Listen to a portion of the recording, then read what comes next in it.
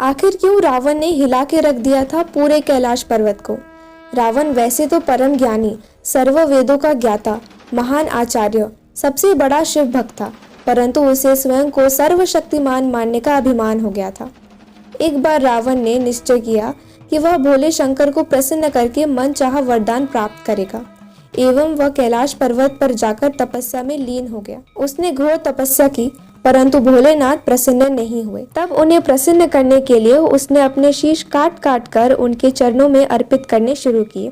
इस प्रकार एक एक करके उसने 9 शीश चढ़ा दिए, किंतु जैसे ही वह 10वां सर चढ़ाने लगा, शिव जी वहां प्रकट हुए और उसे मनोवांछित वरदान मांगने को कहा। रावण ने मांगा अतुल्य बल का वरदान। रावण वरदान मांगते हुए बोला, भगवान, मुझे आप ऐसा वरदान प्रदान करें जिसकी कोई तुलना ना हो। साथ ही जितने शीश मैंने आपके चरणों में अर्पित किए हैं वह भी मुझे पहले की तरह प्राप्त हो जाए। भगवान शिव तथास्तु कहकर वहां से चले गए। रावण ने मन ही मन सोचा कि अब तो उससे ज्यादा बलशाली इस समस्त त्रिभुवन में कोई ही नहीं। रावण द्वारा वरदान प्राप्त करने से देवताओं एवं ऋषियों की चिंता बढ़ गई। उन्होंने देव ऋषि नारद से इस समस्या का समाधान पूछा। नारद जी ने कहा कि चिंता की कोई आवश्यकता नहीं है, कार्य कठिन जरूर है लेकिन असंभव नहीं। उनके इस उत्तर से देवगण एवं ऋषिगण संतुष्ट हो गए। रावण ने एक मदमस्त हाथी की भांति गर्जना करते हुए लंका की ओर प्रस्थान करना आरंभ किया तो नारद जी ने भी वही रास्ता चुना और रावण के सम्मुख आकर बोले, हे लंकापति, आपका यह अद्भुत अट्टहास साफ साफ यह बता रहा है कि आपको किसी मनोवांछित वरदान की प्राप्ति हो गई है।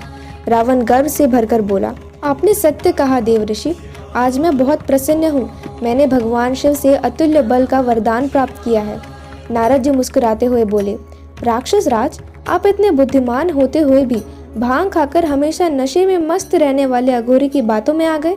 उन्होंने नशे में वरदान दे दिया होगा और आप उसे सच मान बैठे। आप उस अघोरी के कहे पर यकीन ना करें और इस वरदान की सच्चाई जानने के लिए क्यों ना कैलाश को ही उठाकर देख ले।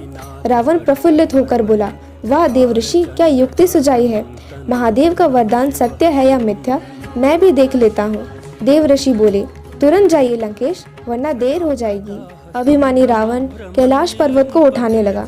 कैलाश को हिलते डुलते देख माता पार्वती समेत वहां रहने वाले सभी जन भयभीत हो गए, परंतु भगवान शिव सारी बात समझ गए और क्रोध में भरकर बोले, इस घमंडी को अभी सबक सिखाता हूँ। यह कहकर उन्होंने पैर के एक अंगूठे से कैलाश पर्वत को थोड़ा सा दबा दिया, जिससे रावण उसके नीचे दबकर छटपटाने लगा और शिवजी को शांत करने के लिए उनकी स्तुति करने लगा और रावण का अभिमान वहीं के वहीं टूट गया।